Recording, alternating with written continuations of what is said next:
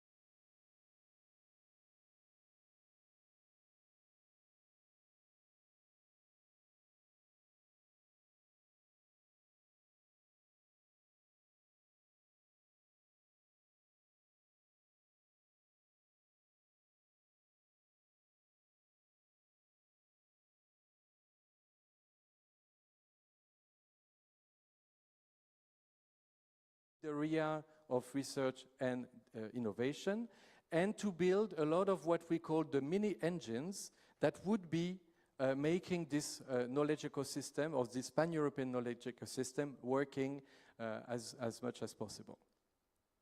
So for that, what have we done? Well, first, what do we consider as the components of the local knowledge ecosystem? Well, at the center, we have the university, where we have the staff, the researchers, the teachers, the students, really the whole community. And what we have developed at the same time in the EC2U Alliance and this AI4C2 project, we have developed virtual institutes where we can really combine education, research, innovation, and service to society. We have developed common digital tools, what we call the Connect Center. We have also created some specific toolkits for the development of the researchers' careers. We have put into common some open science practices, and we are on the way to share as well our research platforms. When it comes to virtual institutes, as you know, they are SDG based. We are working together on good health and well-being, quality education, sustainable communities and cities and communities. You see again quality education because now we have two focus areas, one on the European languages and intercultural studies, and one on more the education sciences. We have also now, as you could see already from the beginning of the forum, the SDG on peace, justice, and strong institutions. And now we are also entering into a new phase where we will work together on the topic life on land, and another trans-SDG virtual institute, which is about materials and methods for a sustainable future. Actually, you will know more about these virtual institutes tomorrow morning at the virtual institute session. So for those interested in particular looking at what we're doing together already in research, that will be the best session. The Connect Center, I will not go into details, but we have now this digital tool, where we have a lot of activities combined to offer different types of services to the students and to the community. And on the long run, we will also have some databases where we can, for instance, directly search for who would be my best researcher partner in the Alliance to make a research proposal, for instance. So these are the goals that we want to reach with this Connect Center. The Researchers' Career Toolkit, again here, I just invite you to go to the EC2U website. You will find we have great tools for our researchers to improve their careers. I will not go into detail because this is not really the core of today's topic. Open science, again, you can find a lot of resources that are jointly designed by the Alliance. We will, as I said, also work together on sharing our research platforms. So, just to tell you that a whole part of that project was to strengthen our local internal ecosystem. The other part was to strengthen the connections with the local community. And with this, we mean our associated partners. As you know, the EC2U Alliance has a lot of associated partners, the municipalities, the student associations, but we have chambers of commerce, we have the university, hospitals, SMEs, industry, etc. We have also the network of innovators. We are connected with the local lighthouses of innovation. This is where we see this topic of citizen science, which will be the topic of today, because of course we need to share science with the citizens, and this requests specific settings, which we will basically develop under this umbrella topic of citizen science. And as an example, so again here, just quickly, because I've already said what I should say, an example of this interface between internal and external was the Hackathon that we organized earlier this year, where we provided to the students some challenges provided by the local actors, and all together we tried to find solutions during this 24-hour Hackathon. So, this is what we developed and strengthened locally at each of the 8 universities. But of course, that's not efficient. Then what we did is we connected this So again, we strengthen each local ecosystem, each university. Don't worry, I will not go through the 8. Just what we want to say is that this project was the opportunity to really transfer those good practices from one locality to the other, and then connect this all together. And this is what we have as a pan-European knowledge ecosystem, which is now a reality. We just make, we have to make this living now. And of course, this will directly link up with the living labs in a way. What are the benefits? For the people, we will promote interdisciplinary research, we will promote career, we will connect researchers, and we'll continue to serve society. What are the benefits for our institutions? Well, first, we will, for instance, share our research platforms. We have now a joint research and innovation agenda. I didn't mention this, but this is a reality, through, in particular, the virtual institutes. We will continue transferring knowledge, but this now all together. And of course, there is as well service to society benefit for the whole institutions. And with this, we have achieved the first step of our pan-European knowledge ecosystem. So this is what I wanted to present you first, because this is basically the umbrella of this topic today. And now we will give you some precise examples of the living labs that we have created in this context. And for that, we will have first 2 presentations. And I'm very pleased now to call on the stage the first speaker, who will be Adriana Zeitz from University of Iași.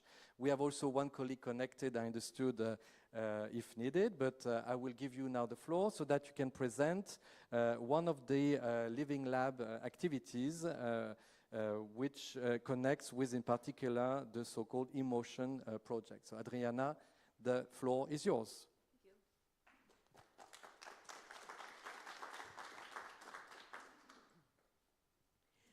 Well, you've already heard the story of RI4C2 and the EC2U, and sorry, thank you.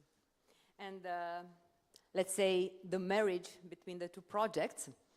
So I will not start as I planned, with once upon a time, some beautiful minds and some passionate hearts thought about how to solve problems, wicked problems, societal problems, and so on. But what I will do, if this works, yeah. I will try to quickly go through how the living labs were born. And because we talked a lot today about values and about challenges, this will be somehow the motto of the whole presentation. Because we started with values, and all those stakeholders that Ludovic was speaking about have common values, but also quite different ones. Because academia and industry and policymakers and citizens think on different terms, shorter, longer. They have, I don't know, different benefits in mind, expectations, and so on. And most of the time it is not easy to put these values at work, so to say, together. So I'll also try to look at the challenges, but borrowing again the motto from Ludovic, challenges as a way of finding solutions and not thinking about problems. Actually, there were those 3 EC2U packages that created at a certain point in time. The virtual institutes will be hearing about more tomorrow. And inside each of these virtual institutes, a living lab was created. Now, I'm pretty sure that if I would ask you, what is for you a living lab? I would probably obtain as many definitions as people in this room. And the whole idea is that a living lab involves a few particular things. It involves first of all, an end user involvement. Everything has to be centered, or the focus has to be on the end user. But not only as a provider of data, as we will see, but rather as a provider of problems to be solved. And from this point of view, I think we are still at the beginning in our journey of developing living labs. A living lab means open innovation. But this open innovation, as we will see shortly, involves many stages. And most of the time, we forgot about the most important one, which is the co-creation. The makeathon was a good example of a co-creation. And we have to somehow multiply this. And also, a living lab needs continuous feedback, iterative feedback, until the problem is at another level. Because wicked problems are not necessarily solved. They will just evolve, and we will keep going and finding and trying to find solutions. So after this, let's say, kind of very general and mixed definition of a living lab, you can see here which are the three subjects on which the three living labs were created. One is under the Virtual Institute of Health and Wellbeing, and deals with healthy, office, but sometimes home office, because we all know what this meant during the COVID time. Habits. Then for the quality education and multilingualism, we have teaching for the languages in communities and approaching cultural biases, speaking about values. Cultural biases don't necessarily come only from national culture differences. They come from regional ones, they come from professional ones, different fields, they come from organizational ones, generational ones, and so on. And the third one, perceptions, building environment, indoor environment, and quality of air. So these were the particular subjects on which actually the living labs were launched. It was a specific deliverable, if you want to find it on the website of the project, on this pilot living labs for citizen science. You will find also similar initiatives across the EC2U countries. It's actually a colleague of mine, Yolanda, who's hopefully connected online, who synthesized all these living lab topics in other EC2U countries, not only with EC2U partners, but with various other partners. And now I move to the part I call challenges, because living labs will be part of a future working package number 9 in the second stage EC2U. And because if I would have started this once upon a time, now it would have been probably the moment to say, and they lived happily after. But you know, in life, they never really lived happily after just like this. You need a lot of effort to make the relationship work and to make things evolve. So what are the challenges? Find a way to really involve end users in all these stages of the innovation process. Idea generation, data collection, which is research. Sorry. But then development or the co-creation,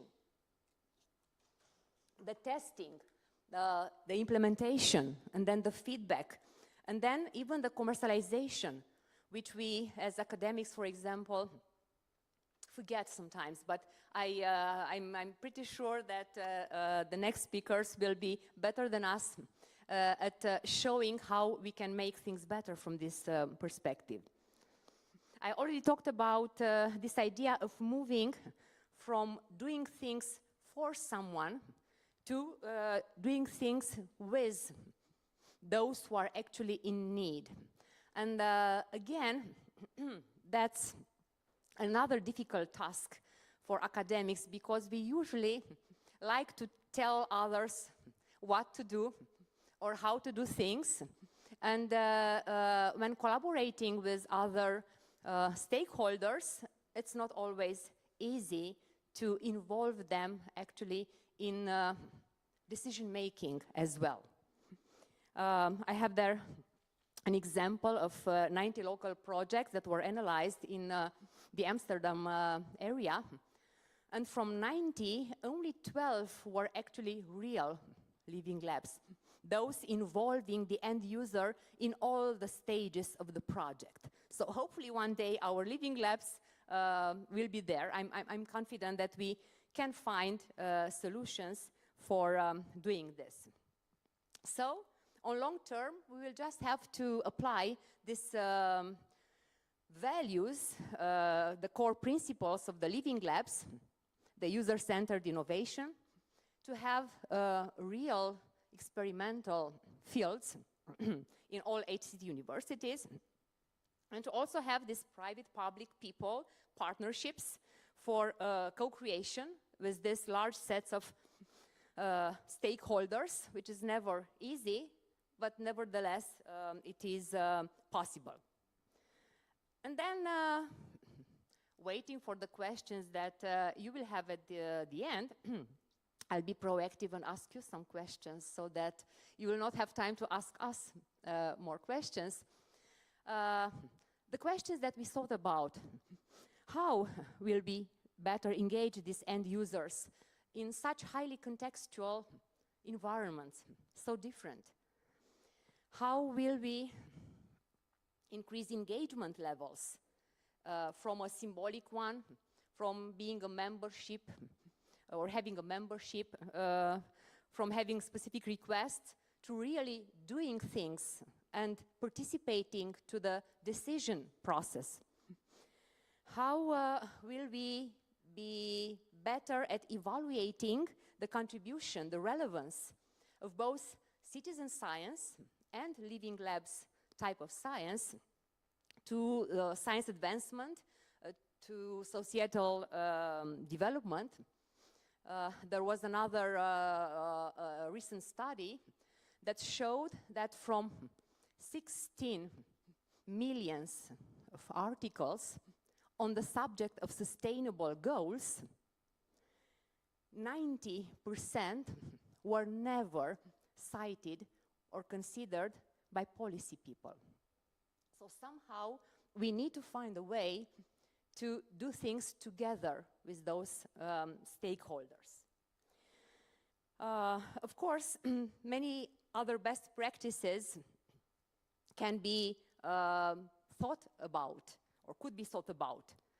Educational. We can use the living labs at all stages of our educational processes, especially at doctoral level, doing research in this, well, natural field experiments, if you want. Science literacy for citizens, communication, training, intersectorial nexuses of living labs. Why not use the living labs as a testing mechanism for policy making, initiation, development? It would be something that we develop with multiple stakeholders. And then address those wicked problems with all the quadruple helix stakeholders. This would be a good way, I would say, to also change our own culture. Because one other last challenge that we have is to overcome the so-called higher education paradox. Everyone expects higher education to find solutions and to, I don't know, make people collaborate in order to change the actual way of doing things and the actual culture. Yet, we are rooted in this culture. So we first have to change our own culture, which is the most difficult thing. And then we will be able to change all other cultures and work together for making living labs the successful living happily after story. Thank you.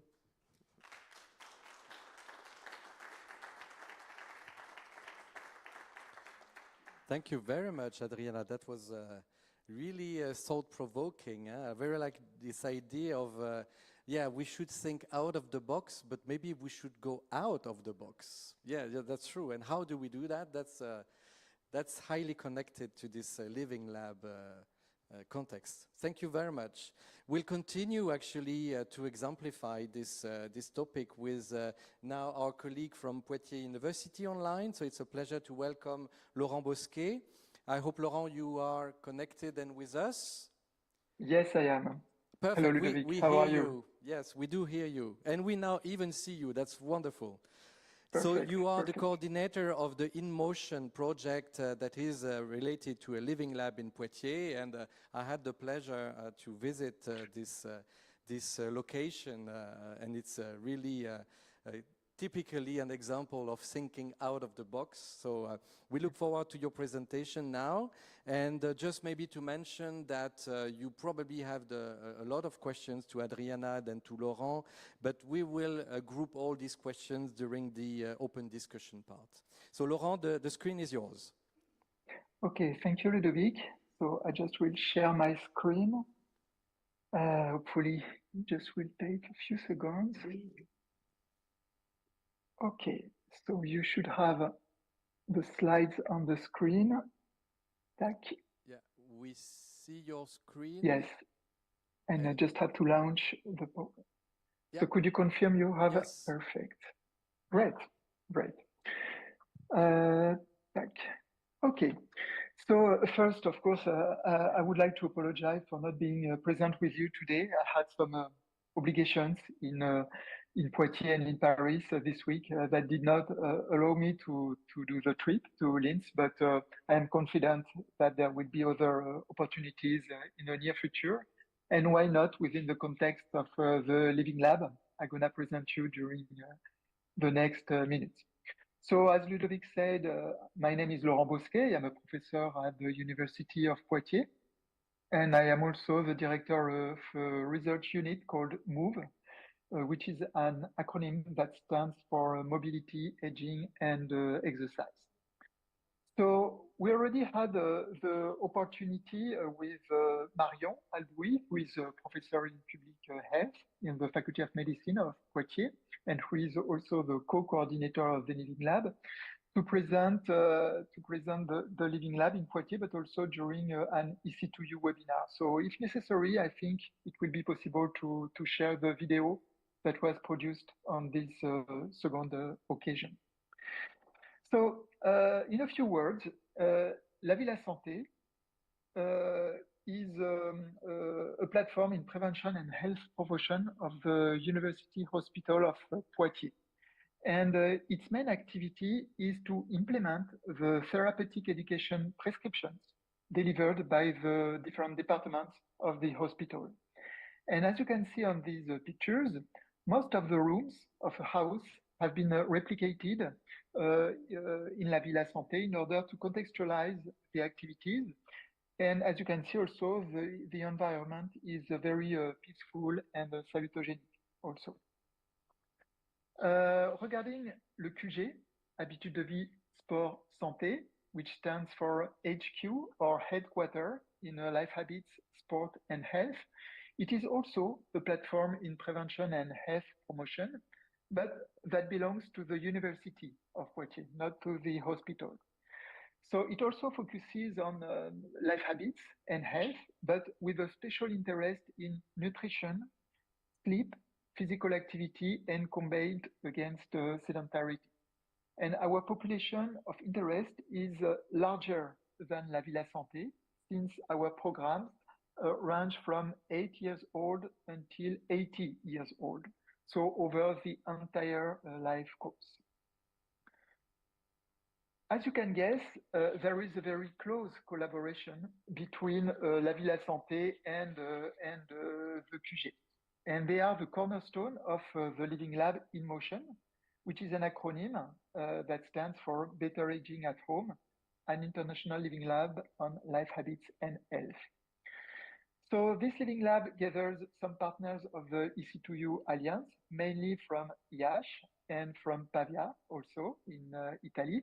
But the living lab has also some ramifications with Canada, mainly with the different institutes in Montreal, including Montreal Heart Institute, Geriatrics Institute, and also Montreal Rehabilitation Center. The purpose of this living lab is to co-develop and co-evaluate health promotion programs based on life habits with all the stakeholders, so within a participative approach, participative research. And a second purpose is also to structure an international network specialized in implementation sciences. So you have a definition, the definition by the World Health Organization of the screen, but what you should keep in mind is just that this approach allows to combine a classical evaluations that focuses on individual parameters with a more macroscopic evaluation of the conditions that are necessary to adapt the program to the specificities of the territories, including, of course, the characteristics of the target population, as well as environmental characteristics, socio-economical characteristics, or cultural factors. To facilitate the involvement of Alliance members in this living lab, it has been decided to submit a doctoral network to the Marie Sklodowska-Curie Actions in November 25. The name of the project, until now at least, is Trajectory. And this project is interested in the transition toward retirement in university employees of the EC2U Alliance, and the conditions also to remain autonomous as long as possible at home for these people. So several stages have been identified, including an observatory on life habits and health, a common methodology to conceive the programs, the health promotion programs with the stakeholders, so within a participative approach, and also a common methodology to assess the implementation of the programs in different contexts and make specific recommendations to facilitate the success of these programs. So the observatory focuses on life habits of individuals aged over 60 who currently work in the universities of the Alliance or have worked in one of these universities and are now retired. So the objective is to describe the immediate effects of retirement transition on the life habits and health, as well as medium and long-term trends in order to better understand the trajectories and provide data to conceive specific action plans for these people and these trajectories. So the database will include several categories, including, for example, socio-demographic characteristics, professional characteristics, life habits, health, territorial variables, and so on. And data will be collected through different methods, including an online questionnaire covering these categories, wearing an accelerometer for 1 week in order to estimate physical activity, sedentary behavior, but also sleep quality and quantity, and a 3-hour visit for clinical measurements, including, for example, cardiovascular measurements and so on. Regarding the conception of action plans, a participatory method will be developed and organized in 2 complementary phases.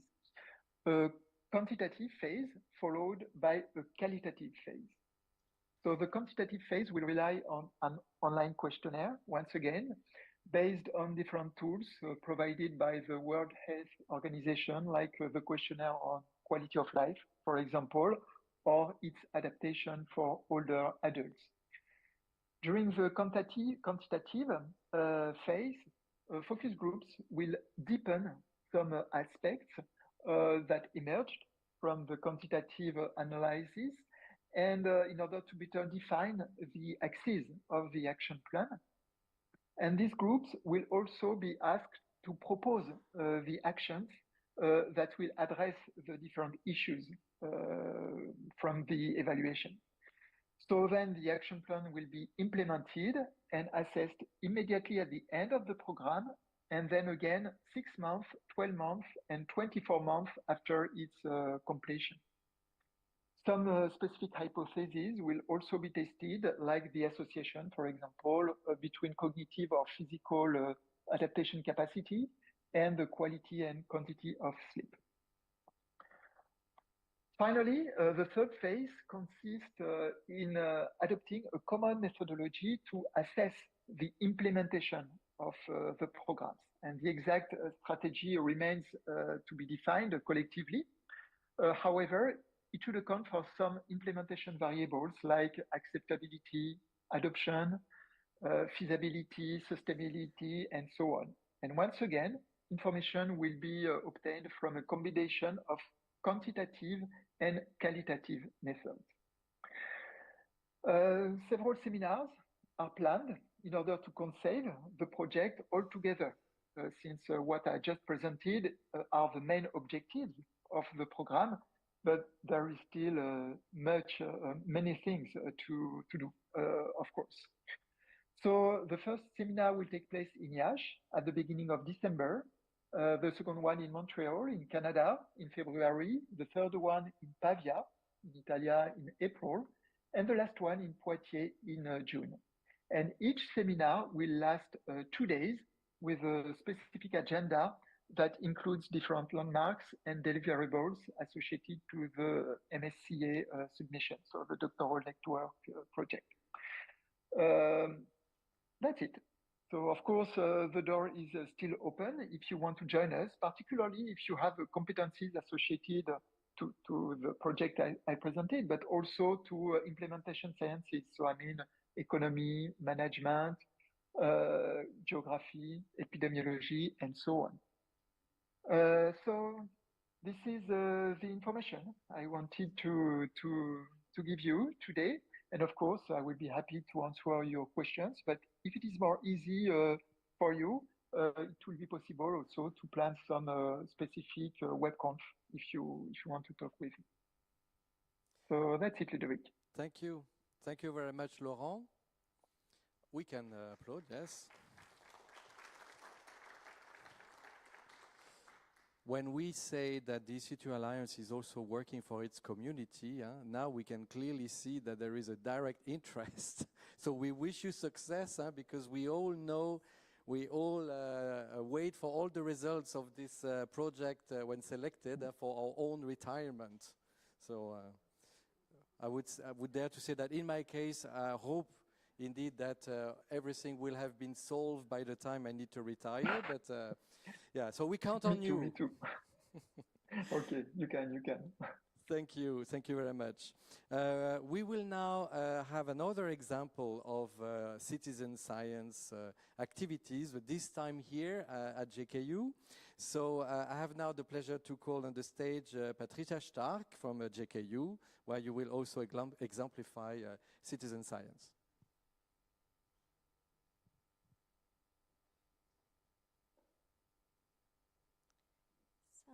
Thank you very much. My name is Patricia. I'm from Linz. I live here together with my husband and my 2 boys. They're 10 and 13. And you know, after a long day at university, when I come home, I ask them, how was your day at school? And the typical answer I get is, good.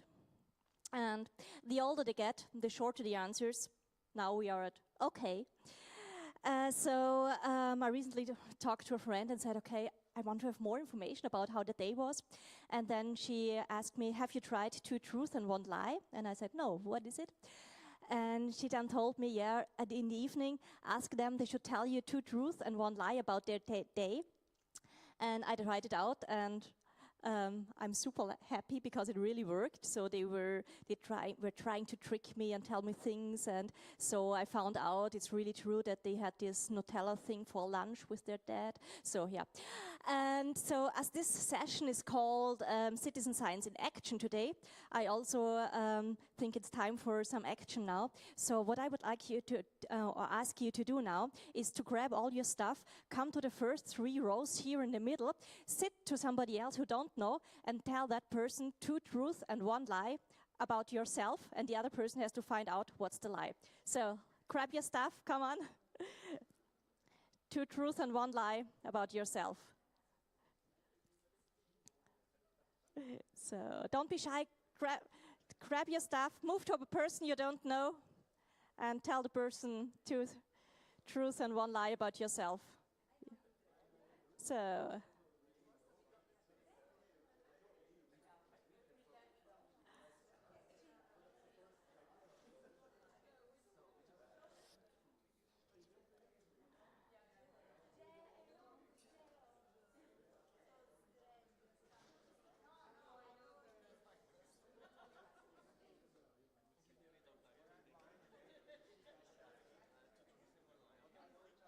Two truths, 1 lie.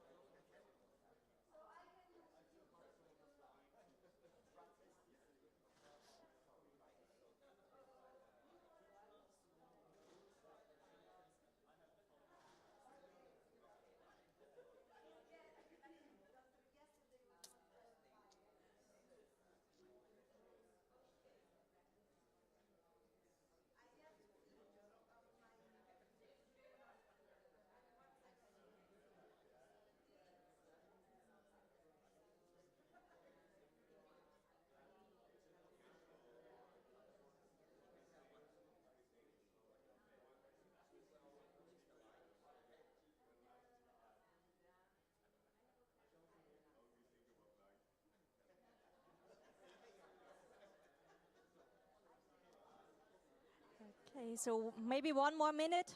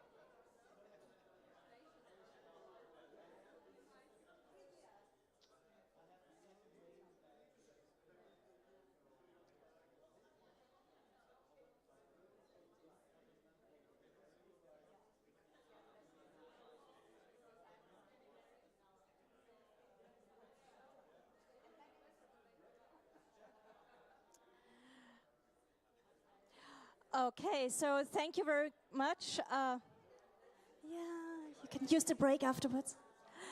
I'm sorry to interrupt you at this stage, but time is limited. So, but I hope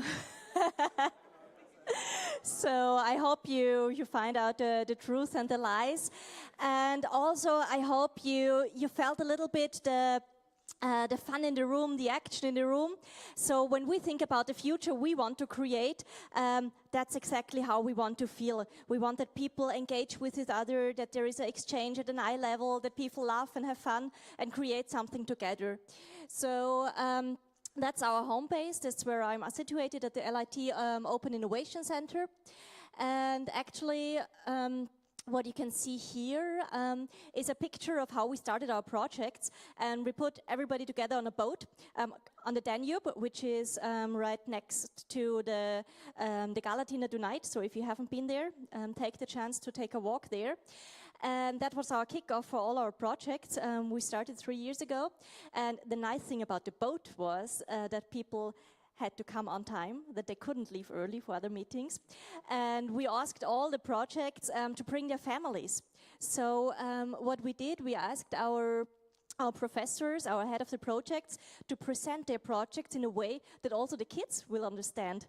And it was so nice because they didn't tell from somewhere above, but they simply sat down at an eye level and talked to the kids and explained them in very simple words, and they immediately got feedback if the kids understood or not. So that was actually a very nice way to kick off our projects. And once we started about 3 years ago with our Open Innovation and Science Impact Lab. And what we did, we had 3 big building blocks. The first block, it's capability building. So we said, okay, we need to educate people, students, but also our colleagues, researchers. We want to do projects. We don't only want to talk about it, but we want to really do things with an impact.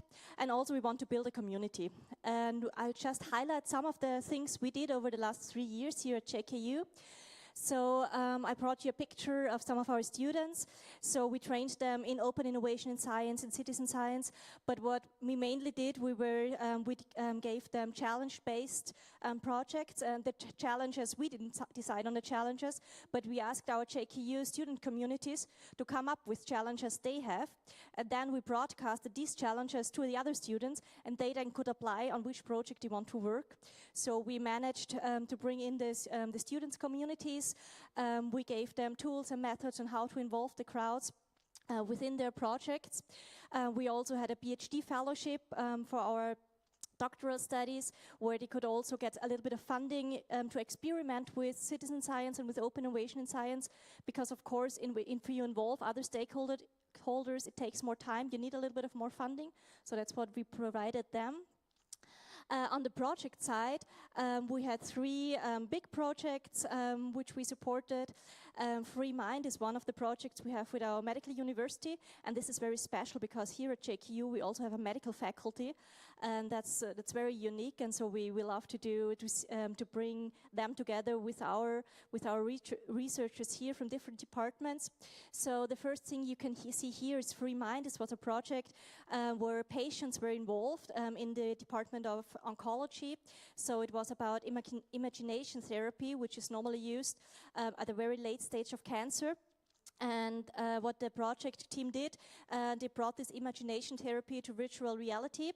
But they decided together with their patients, what do they want to see in these virtual realities? What kind of feelings do they want to get? What should the music be? So they really co-created from the very beginning until the end of the project together with the patients, also with the families involved and so on.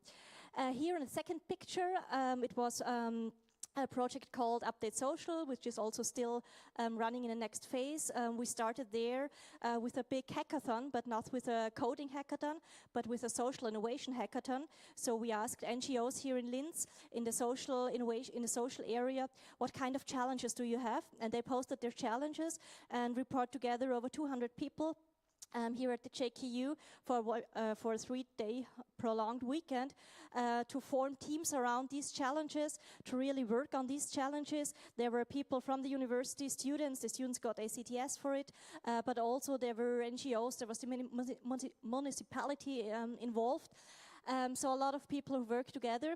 And what was very important, that we didn't stop after the weekend where everybody is like super enthusiastic and we have a lot of posted, but we really had a 1-year phase where we supported these projects to really make an impact, to really see what do they need to put it into practice. And still, this community is still alive. We'll meet next month again, and there are really cool projects turned out of it. Some projects were incorporated in the NGOs. We have 2 startups out of it, so there's a lot of things. And the third project I've highlighted here is How to Explain AI, which was also very interesting. It's a project where citizens, artists and scientists work together on how to explain AI. So we asked the citizens, what questions do you have about AI? And then we worked on it with scientists in the field of AI, but also with artists. And the challenge here was that at the very beginning of this project, we didn't know the outcome. So how to explain it? That was actually really tricky for the jury to decide on this project, because normally you want to know what's the outcome, and we said, yeah, we don't know yet, because we will develop that together with the citizens. We want the citizens to have a vote in it. What do we develop? So really we give also them the decision power to them. And at the end of the day, the team created a really cool video with a local musician. He's called Golden Angel, and it's a song about AI. and it's on YouTube. It's pretty cool. And we now also have a rap and other forms of songs about AI. And we also did, of course, find out about about the impact. So does it really change how people consider AI and what it does? It sparks conversations, so it starts discussion. So that's one of the projects. And besides those projects, what we also really try to do is to build communities. So what you can see here, last year we hosted the Austrian Citizen Science Conference here at our university, which brings together people from the whole German-speaking communities, or Austria, Germany, Switzerland. We had nearly 300 people here. And I want to give you a short insight into what happened here at the university 1 year ago. And that's why I asked my colleagues in the back to play the video now, which would be super cool. And it's in German, but we have English subtitles. So we'll try if it works. Yeah, here you go. So it's also at the Open Innovation Center, was the main location.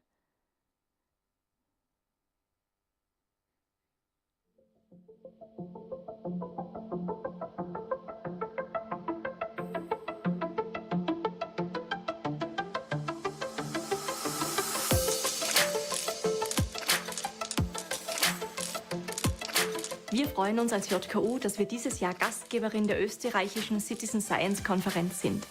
Universitäten leben ihre Verantwortung, sich zur Gesellschaft zu öffnen. Es geht uns darum, großartige Projekte hier zu initiieren, aber es geht uns auch darum, mit Expertinnen von der ganzen Welt über diese Themen zu diskutieren. The community here has been a really big part of the whole wave supporting and moving citizen science forward at the European level, in fact. Es ist schön zu sehen, wie divers die Community hier an der Konferenz ist. Das spiegelt einfach genau diese Diversität auch von Österreich forscht als Plattform wider. Österreich forscht ist eine Citizen Science Plattform, das heißt, dort finden sich derzeit fast 70 Projekte, an denen jeder mitforschen kann. Denn durch die Interaktion der Personen auf der Konferenz in diesen Formaten entsteht sehr oft Neues, neue Projekte, neue Projektideen, die dann weit über die Konferenz hinaus wirken. Universitäten wurden nicht in einem luftleeren Raum geschaffen. Es geht darum, dass die Entdeckungen, die hier an der Universität geschaffen werden, auch ihren Weg in die Gesellschaft, in die Wirtschaft finden. Aber es geht auch darum, dass wir uns konkreten Problemen, die in unserer Gesellschaft derzeit vorherrschen, wenn man anschaut Klimawandel, wenn man diese ganze Wissenschaftsskepsis anschaut und, dass wir uns aktiv diesen Problemen zuwenden und versuchen, für die Menschheit Lösungen zu finden. Um die großen Fragen unserer Zeit, um die komplexen Herausforderungen zu lösen, braucht es Wissenschaft. Aber es braucht nicht die Wissenschaft im Elfenbeinturm, sondern es braucht ganz stark auch die Bedürfnisse der Bevölkerung. Wir müssen wissen, welche Probleme vorherrschen, um genau diese ganz gezielt zu lösen. Beim Workshop bei der Citizen Science Konferenz haben wir uns wirklich die Frage gestellt, was bedeutet eigentlich Offenheit in Innovationsprozessen, vor allem in Bezug zur Geschlossenheit. Offenheit an sich wird ja immer dann positioniert zu was anderem, was als geschlossen wahrgenommen wird. Es hat schon irgendwie immer dann auch einen Hintergrund, wieso man was öffnen möchte. Wir haben Artists und AI-Experts gesucht, Citizen Scientists, die keine speziellen Vorwissen haben zu dem Thema, aber interessiert sind. Und wir haben angefangen im Oktober, November mit einer Workshop-Serie, wo wir mit allen 3 Gruppen jeweils 3 Workshops gemacht haben, aber so abwechselnd.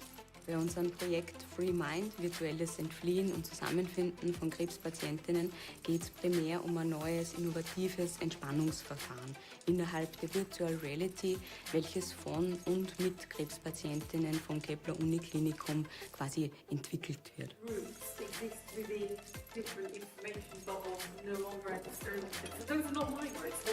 I think in the future, the relationship between technology and society really depends on the decisions that we make now. So if we think about the impacts of the technologies we're developing on society and involve citizens in thinking through some of the problems and solving them from the start, then I think the future looks really promising.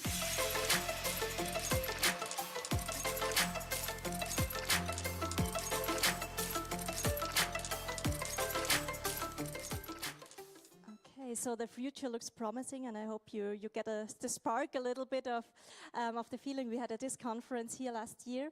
But we also don't not only host conferences, but we also go to conferences. So, for example, here you see the Open Innovation Science Research Conference, where we are partnered and work together with them. This was in London, beginning of this year. We also have forums where people present their projects, including patients, so it's together with the medical university.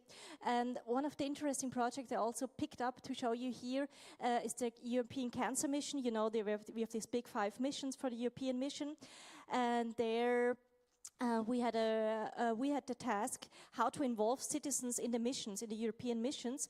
And as we were working on cancer before, we have chosen the cancer mission, and we developed a workshop series on how to really involve citizens. And we tested this workshop series in different countries then, in France, Romania, Germany, Austria.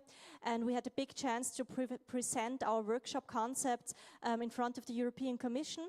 At the second European Commission Forum, which was really a good way also to show to policymakers what we are doing, and to show something which we have already tested, and to show the impact we can make with that.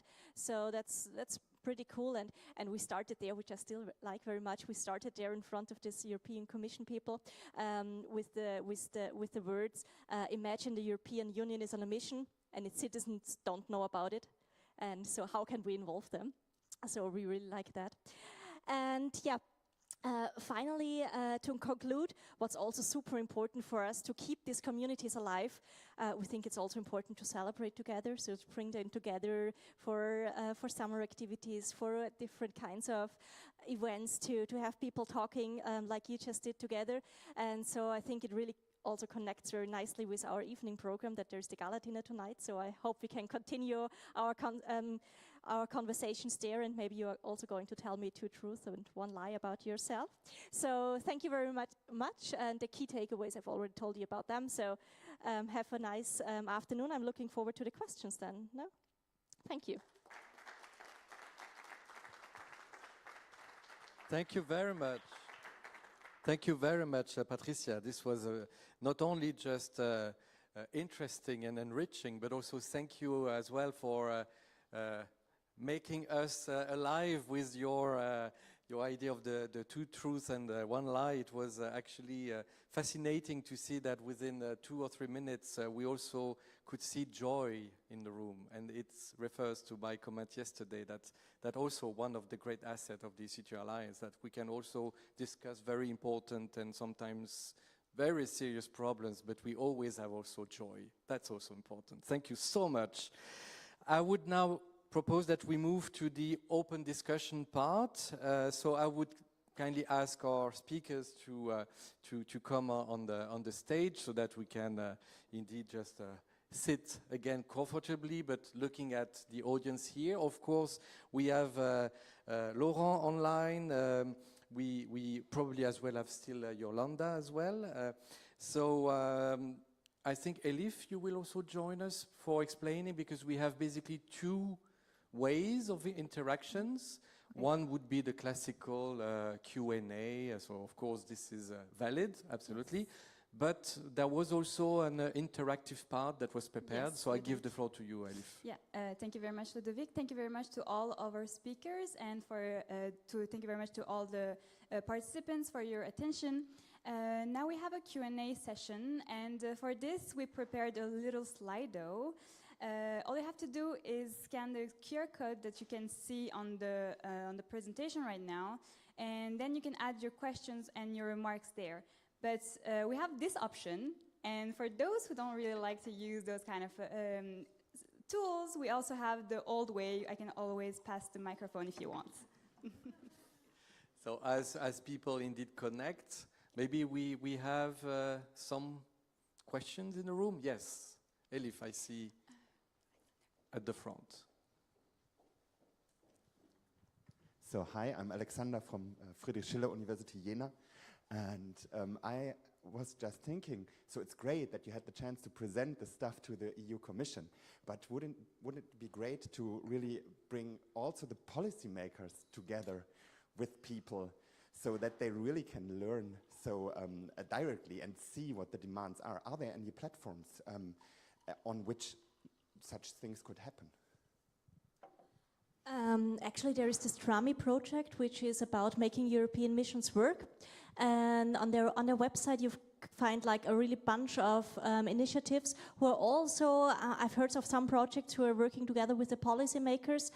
But I think that would be a great idea to go more into direction and to really show them also the value, so that it really comes from theory to practice, because I think you have to just experience it and to really get involved with the people and to really feel what's the value out of it. So, but the TRAMI website has some examples on it. Welcome.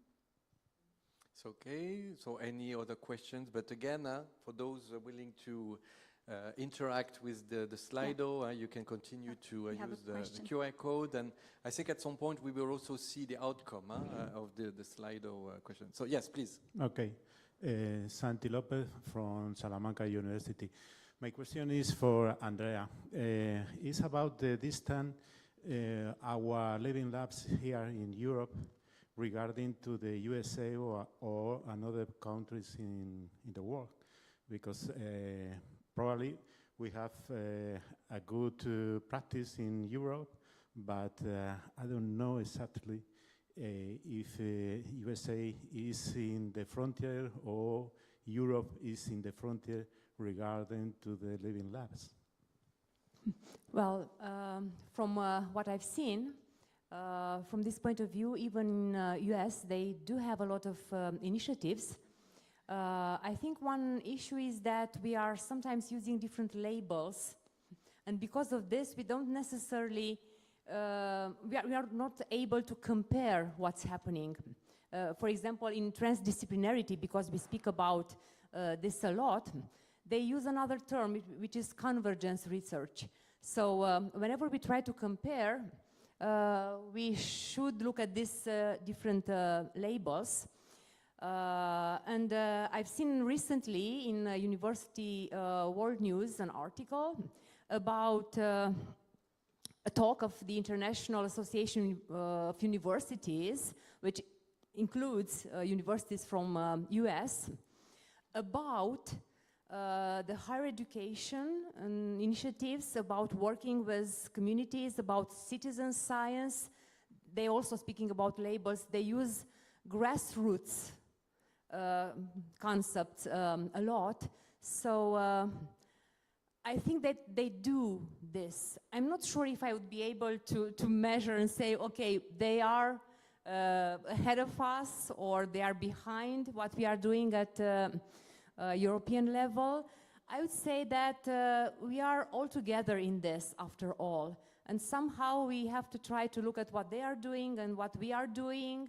Speaking about also cultural differences in terms of higher education, they also have issues to be solved. So it's not an answer because I don't have exact figures about this, but I think that we should look at what other countries are doing and not only at EU level what's happening.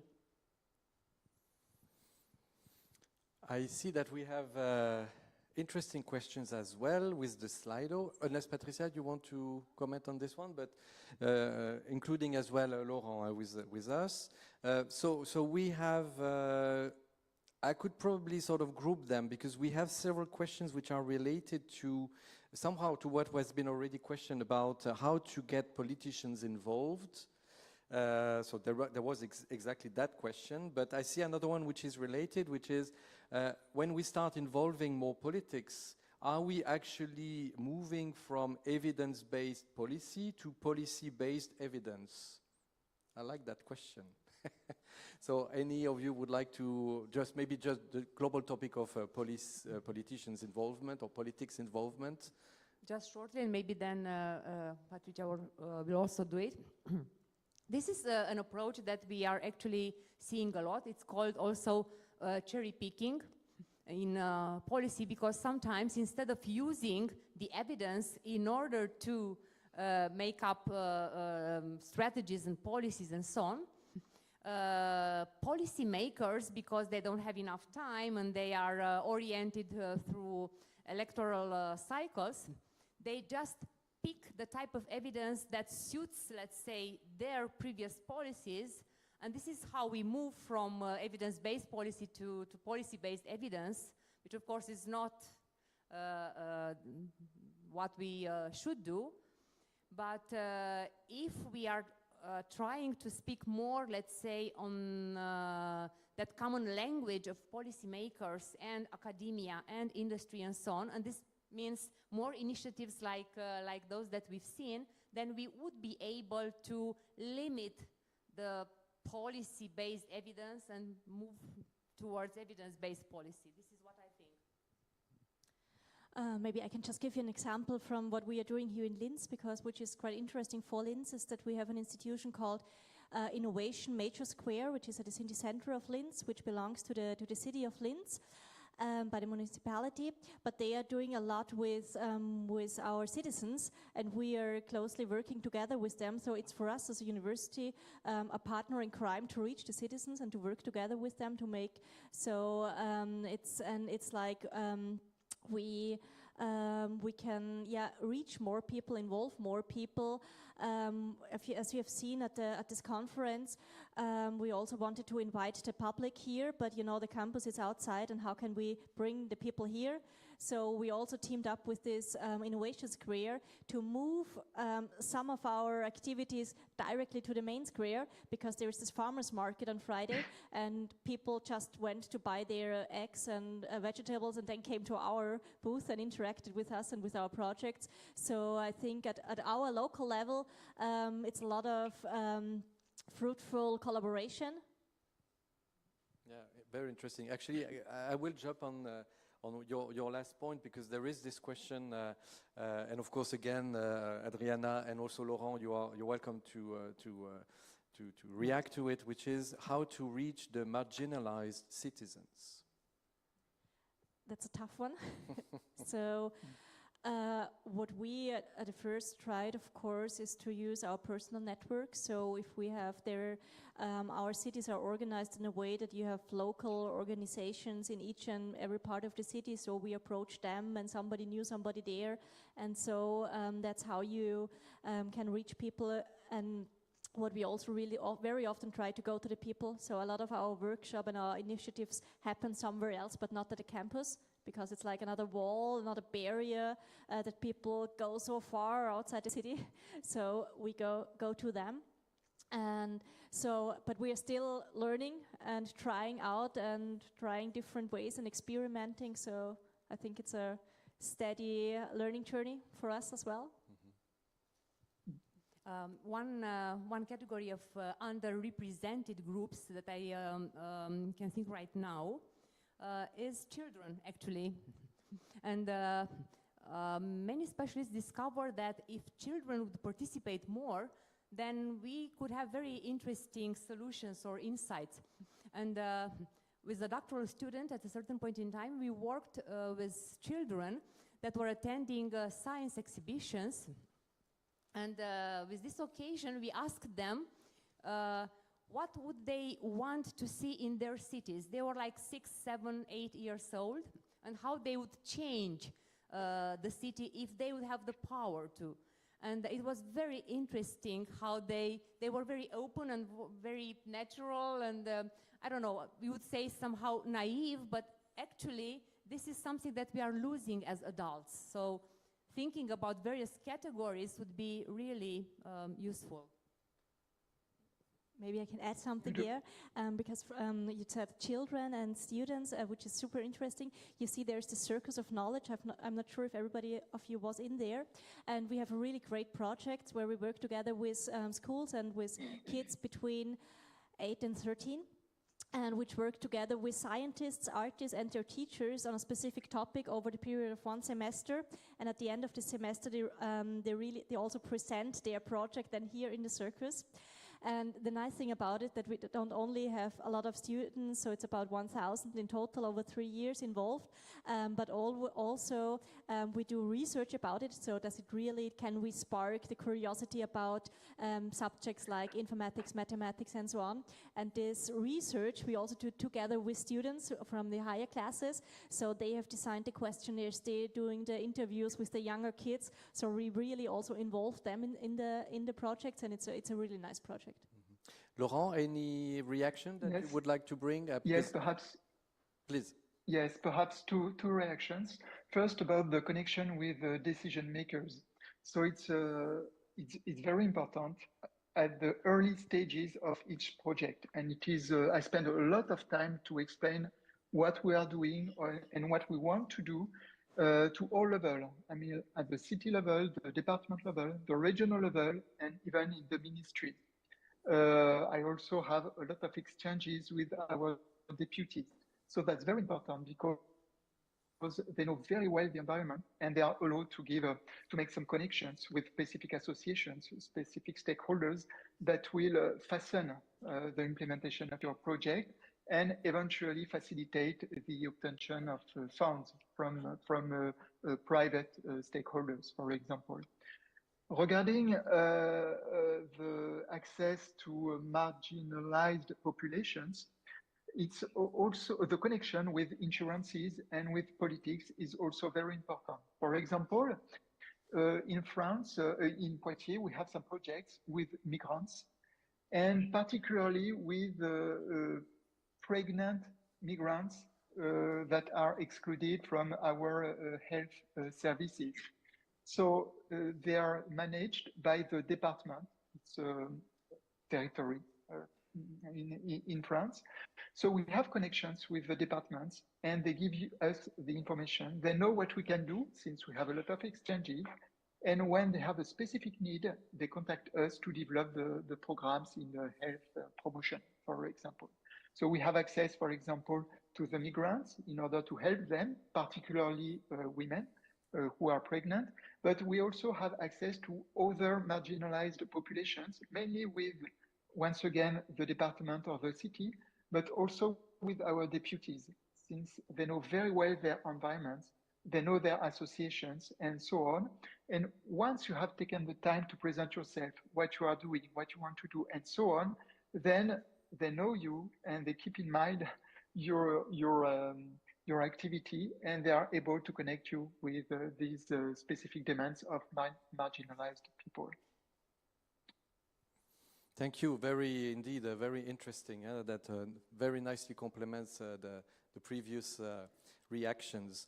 If we go back to the questions, there was one for which maybe I could bring some responses. We had someone asking a bit more about what we have developed. Excuse me. Oh, sorry, I didn't see you. I would like to react to your word of power. You said, if you had the power. I think that's very important.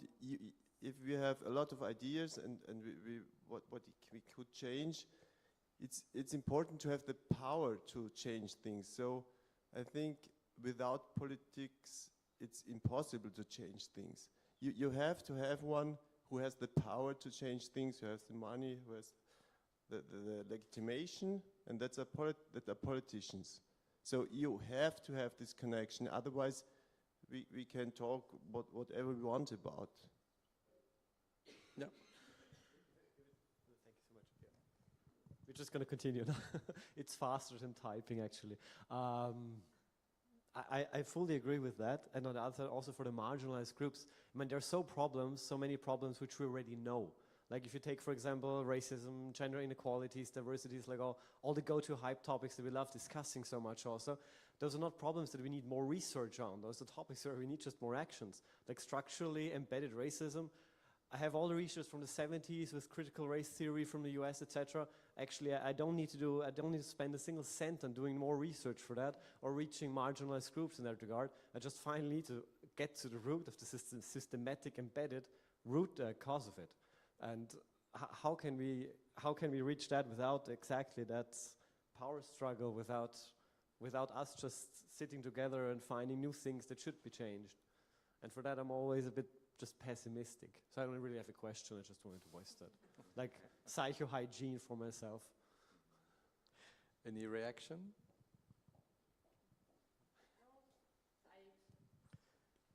I agree. I think all of us feel pessimistic from time to time. I think it's the mixture of optimism and pessimism, after all, that has to be, I don't know, a certain equilibrium. And probably when we are the most pessimistic, we should start doing something.